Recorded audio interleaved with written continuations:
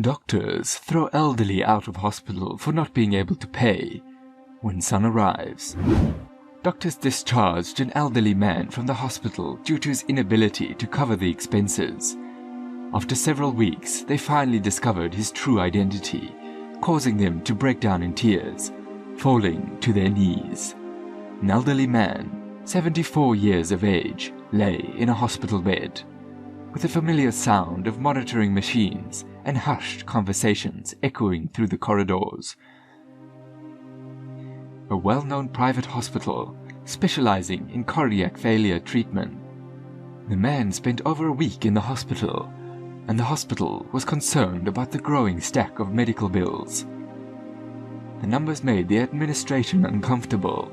3 doctors, Dr. Jonathan, Dr. Sarah, and Dr. Peter, entered the room where the old man was, with serious and cold expressions. "Mr. Emil, I regret to inform you that your deadline is approaching. We still haven't received the payment you mentioned," Dr. Jonathan complained, glancing at the medical records while avoiding direct eye contact with the patient. The elderly gentleman appeared worried, his face lined with wrinkles. His hands shook slightly as he adjusted his glasses before responding. "I get it. I truly do. I've already informed you that my son will cover the costs of the treatment. He's quite occupied with work, but he will arrive." Dr. Sarah, who was the least patient among the 3, crossed her arms. "Mr. Emil, we understand that situations can sometimes be complex, but it is important to remember that this hospital operates as a business and must also prioritize the needs of other patients. Your presence here prevents someone who is able to pay from taking their spot." "Can you please give me some extra time?" pleaded the old man, who was in a difficult financial situation. "Only 1 more week to go. I'm confident that my son will handle everything by then." The doctors exchanged doubtful glances. Finally, Dr. Peter, who had been quiet up until this point, suggested, "Why don't we try this approach, sir? You will be granted an additional week. If the payment is not received by the specified deadline, we will be forced to take serious action." "All right. It's not something we're thrilled about, but we have our own obligations here." Emil concurred, experiencing a blend of relief and apprehension. "Thank you, doctors. Just 1 week will be sufficient, I assure you." The doctors left the room, their faces still displaying uncertainty and annoyance. Each move they made felt like a letdown, since they could have made a substantial commission if that person hadn't been so slow to pay. Anguish consumed Emil Gonzalez as he lay in the hospital bed. He found himself in solitude, pondering and wishing for a resolution to his predicament. The upcoming week would feel incredibly lengthy for him. The doctors were very concerned, because Emil had been admitted to St. Vincent's Hospital exactly 1 week before their tense conversation that day. He came by himself, feeling a bit lightheaded, experiencing discomfort in his chest, dressed in tattered clothing and clutching a battered hat. The reception staff and doctors were immediately uncomfortable upon seeing him. "Are you certain you want to help this elderly gentleman?" quietly asked a nurse to Dr. Jonathan. "He appears to be in poor health, which is a common type of patient we see at our hospital." The man glanced at the elderly man and then at the sign displayed at the hospital's name, recalling the esteemed reputation the establishment had to maintain. "It's a bit complex, but we simply can't disregard it. What if media discovers this? That would reflect poorly on us." Mr. Emil had been approved for treatment for cardiac insufficiency. Right from the start, he would constantly retell the same narrative. "My son will cover the costs of my medical care. He has a great job. You'll see." The 3 doctors were overwhelmed by the complexity of the old man's case. He refused to pay, but they couldn't simply dismiss him in this state. As time passed, their patients started to diminish. The hospital was facing a financial problem due to his extended stay, which was also hindering their commissions. "We need to remove the elderly gentleman from this location. He visits this place, utilizes our services and gives nothing in return. That's really unjust. We're not making any profit with him around, Dr. Peter stated during a private meeting with the other two colleagues. Dr. Sarah couldn't help but express her exasperation. Just look at him. He's crazy. Does he appear to be wealthy? He's just playing around with us. Dr. Jonathan suddenly had an idea to conduct research on Emil. Guess what? I'm going to gather more information about this elderly gentleman. There seems to be more inconsistency in his story. Why does he have such a large amount of money and a wealthy son, yet no one appeared in a week? He grabbed his tablet and began typing in the name of Emil Gonzalez. After a brief search of public records and social networks, the information became quite evident. The man had never tied the knot and didn't have any kids. That old man, he's not telling us the truth, exclaimed the doctor, angrily throwing the device on the table, feeling betrayed and indignant.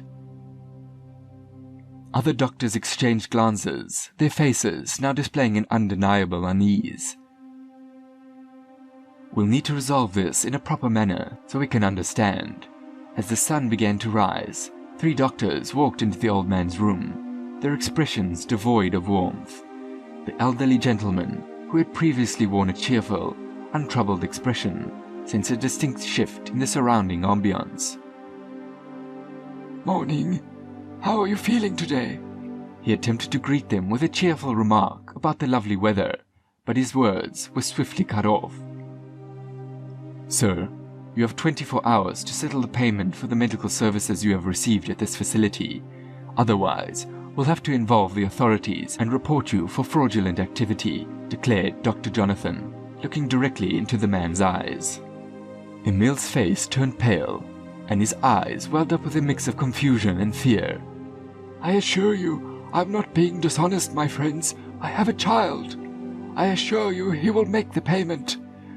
Emil's speech was unhurried, his expression slightly perplexed, which made it even more challenging to gauge his sincerity. The 3 doctors exited the room, leaving a palpable silence in their wake. All they cared about was whether the old man would get the money, without any interest in his plans. The following day came, and true to form, without any payment, the trio had reached their breaking point. The hospital guards were summoned, and entered Emil's room with a professional demeanor. "Please, doctors, I implore you, why are you doing this?" pleaded the elderly man, tears streaming down his withered face. The doctors silently monitored for the security guards to proceed. Without uttering a word in response, the elderly man was pulled through the corridors, his cries echoing painfully throughout the rooms and halls. "Please, my son, he's definitely going to show up." The scene elicited a variety of responses from the medical staff and patients who were present. Opinions were divided, with some finding it ridiculous and others in agreement with the decision. Clearly, St. Vincent catered to individuals who held themselves to lofty financial expectations, and adhering to the established rules was non-negotiable. The doors swung open, and the elderly man was unceremoniously ejected from the hospital. The sky turned grey, and light rain started to fall, soaking the man who was now exposed and neglected. "This is a hospital, not a charity," Dr. Peters whispered, observing the man trembling outside. "You received the appropriate consequences. We cannot tolerate dishonesty in this environment," Dr. Sarah emphasized. Dr. Jonathan simply nodded, but there was a hint of doubt in his eyes, as if he had questioned the ethical and moral justifications of their actions. But what had happened has already happened. 3 individuals departed, abandoning not just Emil, but also a fragment of humanity that resided within them. The rain picked up speed, as if attempting to cleanse the scene that had occurred. Before we proceed, I'm curious to know how you would react if you were the person who was abruptly expelled from the hospital in such a heartless manner. Please feel free to leave your thoughts in the comment section.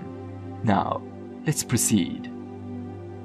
Shortly after the encounter with the elderly gentleman, St. Vincent's Hospital encountered the start of a string of unfortunate events.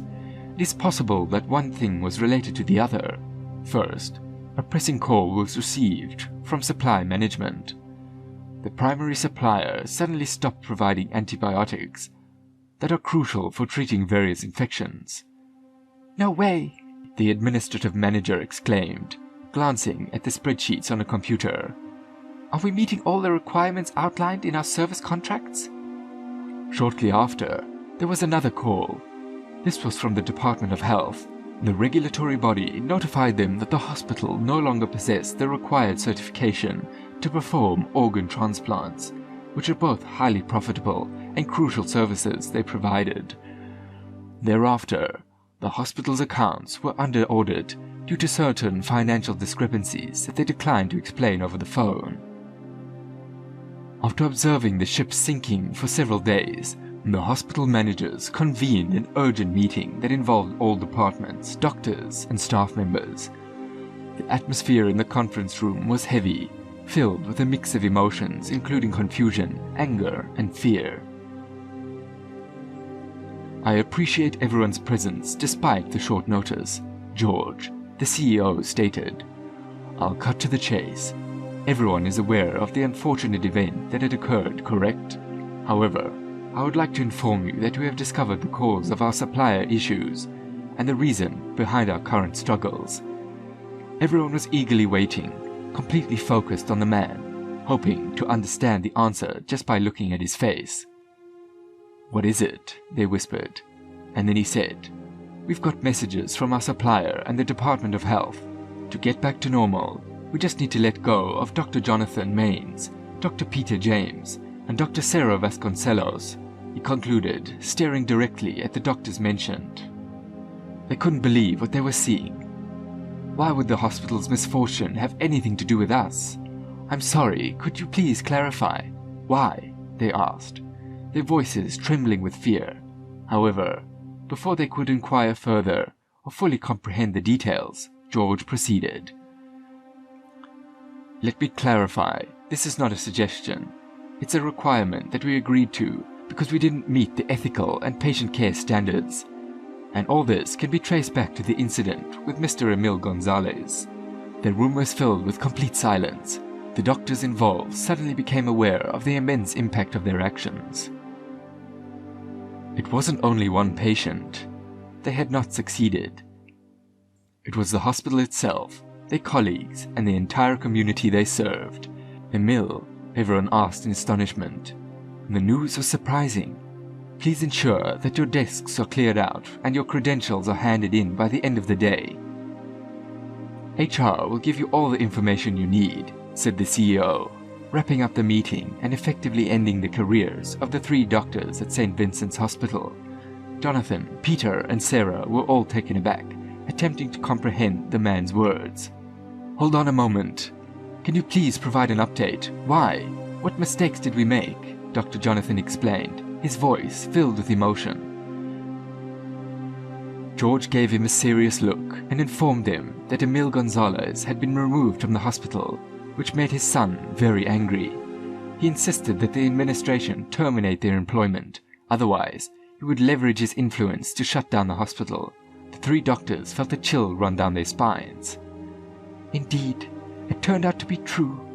He had a son," Sarah whispered, her voice choked with emotion. "Who was that elderly gentleman?" "He appeared unremarkable, so we decided to do some research on him. He didn't have a son," Peter said, sounding both confused and scared. The CEO let out a sigh, and that's when the truth was revealed. Emil Gonzalez adopted a baby and raised him on his own. He failed to officially enroll the child, resulting in his son being named Mario Brunette, after his mother. She became a mother at a young age and was unable to take care of him. Mario achieved great success as an entrepreneur in the luxury car industry. He is the owner of Brunette Cars. The doctors were clearly aware of the son's industry reputation as their eyes widened. As the narrative progressed, their fears intensified. The man proceeded to explain that Emil's cognitive abilities had started to decline as he grew older. Mario went on business trips and left his father with a caretaker. However, at one point when she stepped out to attend to something and left him alone in the living room of his mansion, the old man experienced a setback and wandered away from home. He experienced chest pains and collapsed directly in front of the hospital. They had no choice but to offer him assistance, although they required compensation. The elderly gentleman remained in the hospital for the duration of 1 week. The staff were unsure about the old man's origin or who he contacted, as he arrived without any documents and had no recollection of anything. He repeated insistently that his son would handle the expenses, confident that Mario would come through. However, his claims were met with skepticism, and he was not given an opportunity. George took a moment to process the information. The caretaker was filled with fear when she realized that Emil was nowhere to be found and promptly contacted her son. He hired a group to search for him, and after you had heartlessly and unfairly ejected him, he roamed the streets. They eventually located him. The rescue team did. Mario was furious when he learned about his father's mistreatment in their care. He purchased the hospital and insisted on terminating your employment. If the hospital refused, he can gradually eliminate suppliers until he causes the hospital to go bankrupt. The room was filled with a heavy silence. The doctors were surprised, exchanging glances and then turning their attention to the CEO, seemingly anticipating that he would reveal it as a prank. However, his expression made it clear, beyond any doubt. That's all. Please ensure that you have cleared your desks and hand in your credentials by the end of the day. And with that, George brought the conversation to a close. They were completely shocked, but once they realized the truth, they became very anxious. They tugged on the CEO's blouse and cried out, pleading for mercy. "Oh please, Mr. George, no. We cannot be terminated." Receiving a stern reprimand from the hospital manager, the doctors were deeply affected. Their faces turned red and tears welled up in their eyes. This job means everything to them. Would you like to discover the truth?